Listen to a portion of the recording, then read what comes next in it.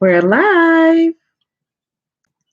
Okay, I'm going to give everybody a couple minutes to log in or get in. This is my first time going live on YouTube. And yeah, I just want to answer people's questions about NACA because I noticed that that was one of my top videos for the past month. And I just want to give everybody more insight about NACA and what to expect from it. So, yeah. I see one person is in the video. If you want to join in the chat and tell me where you're from and yeah, something interesting about you. If not, you could be shy. You don't have to say anything. Let me get my notes up. I feel like I'm at in a meeting at work.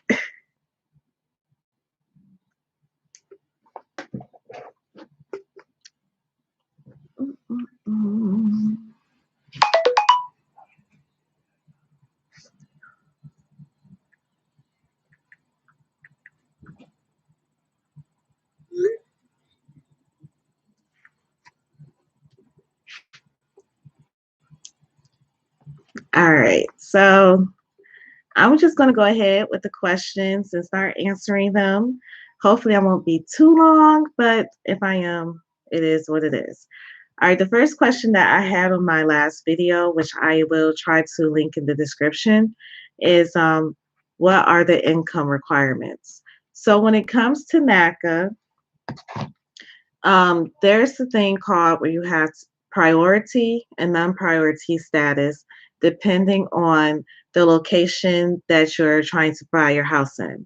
So if you're, let's say you're in a greater metro area and most of the houses are really cheap and you make above the median income or the average income requirements, you will not be given the priority because basically NACA does not want anybody to just come in and take advantage of the program, right?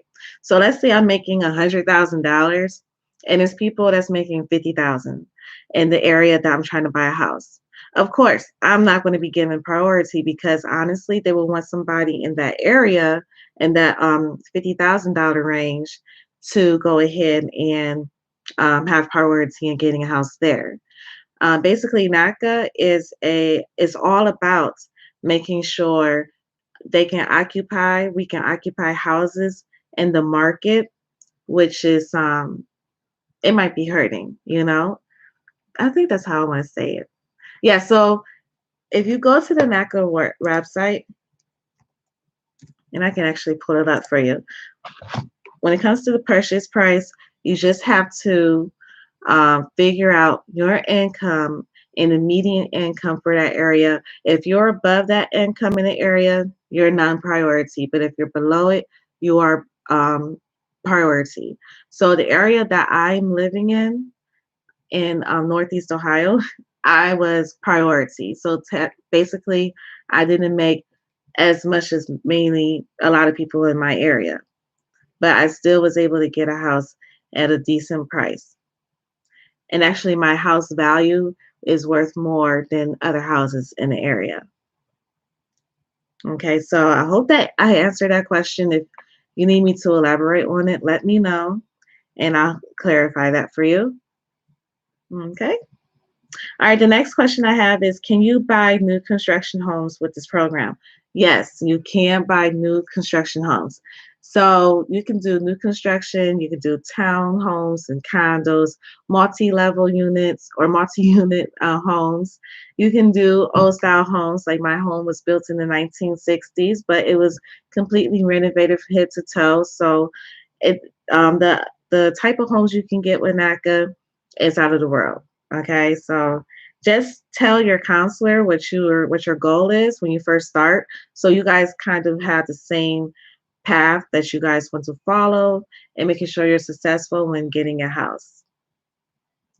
All right, the next question was, is it true that they make you pick a house in a low class neighborhood? Absolutely not true. The house I'm in is a suburb, it's within a suburb, in a very nice city, and I'm very happy with it. They have a wonderful school district. So there's other people that brought houses in NACA in even better school districts, better cities. So NACA does not limit you to like the lowest of the lowest houses in the worst neighborhoods. So you don't have to worry about that. All right. Just some basic information, just so overall overview of NACA. You do have to be a member, which means you're going to have to pay membership dues of $25 a year. So I remember last year when I started the whole process, again for my third time in 2019. So if you haven't watched my previous video, please watch it. But my third time in starting the NACA process, I started in October, and then I went over into starting my closing process in 2020. Earlier this year, I closed in March. I had to pay that $25 annual fee in order for me to have access to the NACA mortgage. And it's like $25 and get like a 3.25 interest rate, which was actually brought down to 2.5%. Or do I not do that and pay $20,000 down and get like an even higher interest rate? So $25, like if you can't, honestly, I was thinking to myself, if I can't afford $25, then I shouldn't be going to look for a house, period.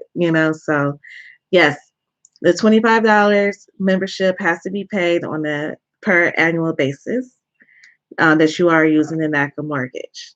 Okay. And let's see, there's some other questions. Yes, you are required to participate in advocacy and other activities. So of course, NACA, they don't advertise, they don't market, they don't have commercials. So basically they use us members to spread the word. So me, I am a member. This is a video I'm doing about NACA. I've done 2 videos about it so far and participated in the workshop. So this video would count towards my 5 credits that I have to have some type of advocacy for NACA. And it's super easy. Like even with the workshops, you just get on the workshop and talk about your story. Actually, I did 2 workshops now that I think about it. I did one before I closed, and then I did one after I closed. So I just told them why I joined NACA and why just the process I'm going through, and just try to keep people encouraged on the same path. All right. Are you required to vote? Yes, you are required to vote. Basically, they want to know that you can contact different members of the legislative group that can help change the laws when it comes to being taking advantage of loan sharks. So, loan shark mortgage company, they'll come in and make people pay PMI, which is private mortgage insurance, which NACA doesn't have. You have to pay a down payment. You have to pay closing costs. You have to pay all this other stuff. And it's not fair as a first-time home buyer or anybody that's buying a house. So luckily with NACA, you don't have to go through all of that.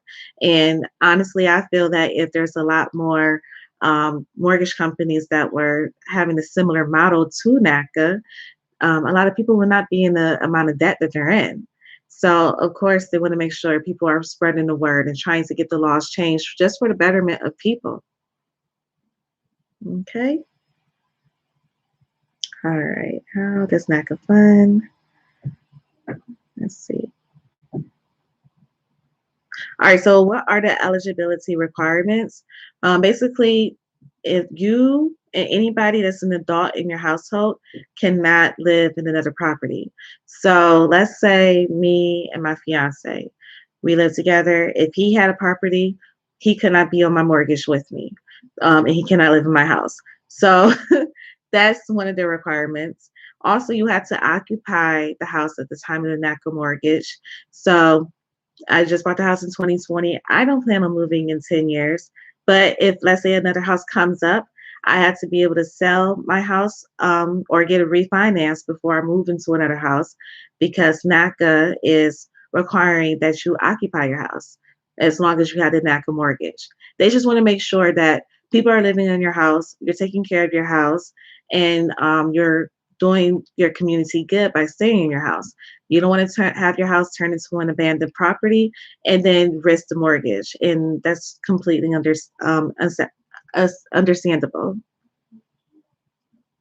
Also, you have to participate in your 5 actions a year for the NACA qualification, and as far as being an advocate. And you also have to abide by any of the membership and participation in eligibility terms that they might have. Okay. So a lot of people might say this NACA mortgage, you get no down payment, you get no closing costs. Like you could be like me and actually get money back at closing. This is too good to be true. And the thing is, yes, it is too good to be true, but it is a process. Okay. It took me from December when I first started searching for a house all the way to March when I closed. And that was a long process because like you're so excited. I was a very impatient person. So, I kind of wanted something like last year, but at the end of the day, it's worth the process. It's worth the wait. And, you just got to keep that model in the back of your head. What is going to come to you is going to be good. It's just going to take time to get it.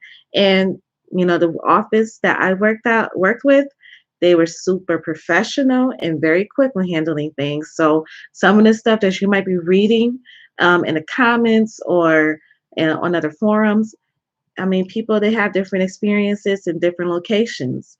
So it's just up to you how well you want to keep on your path to getting your house. Okay. Let me see. Is that it? Hold on. Can a NACA member purchase other properties after closing on their NACA home? Yes, you can, as long as you're living in your house. So me, let's say I want to get a rental property, I can get another rental property. But as long as I'm living in my house that has a NACA mortgage, I'm fine. Okay. Also, can a member use the NACA mortgage more than once? Yes, you can, but you have to wait a period of 3 years before you can qualify for another mortgage. So I moved in 2020. I will have to wait until 2023 before I decide to go get another house, which is perfect because I do want to potentially move out of state. I don't know if that would be 3 years from now or maybe 10 years from now, but I know I'm not all the way held down in the same house because I'm with NACA. Okay. What is the maximum purchase amount that you can have in your area? So I looked this up. As of 2019, for a single family home, the maximum limit is $484,000. Okay. And then in some other areas, depending on how high of a cost area it is $726,000. So it just depends on the area that you're trying to buy, as well as the type of unit that you want. Because if you want a multi-family unit, the purchase price limit is going to be a little bit higher. And another thing a lot of people wanted to know is if NACA puts a lien on your property. Yes, they do for $25,000. That's just they just want to make sure that one, you're going to live in your property, and then two, let's say something comes up and you can't pay, then NACA also has like a home save program, and they will be able to help you out with that. So NACA, they have like all of these resources, free counseling for the members. So to me, I feel like a lien on your house for something that you're paying for that you could potentially move out of is not that big of a deal. So it's just up to you and what you're trying to do. Do you have to, hold on. Do you have to be a first-time home buyer? No, you do not have to be a first-time home buyer. You can be living in your current house if you have one and decide that you want another house and just go ahead and buy through NACA. The only thing is that when you close on your house with a NACA mortgage, you cannot be living in another property or owning another property. Yeah, you can live. It's just that you can't own another property with another mortgage. And somebody wanted to know if you can get a house through NACA if you're receiving Section 8. Yes. So I looked this up, and basically they have a program, It's called home ownership through public housing assistance. So basically, you're just using your Section 8 voucher to pay your mortgage. So just because you have Section 8 does not mean that you cannot get a house with NACA. Go for it. I highly encourage everyone, like even if in the back of your head you're like, I don't think I can do it, just talk to an NACA counselor. Just set up an appointment. They'll tell you exactly what you need to do in order to get the house. Okay. And that's all. So I don't see anything in the chats, but I'm always here for you guys. If you guys want to leave something in the comments, once I close out this video, feel free to do so. I'm here to help you guys. I want you guys to get the house that you guys want.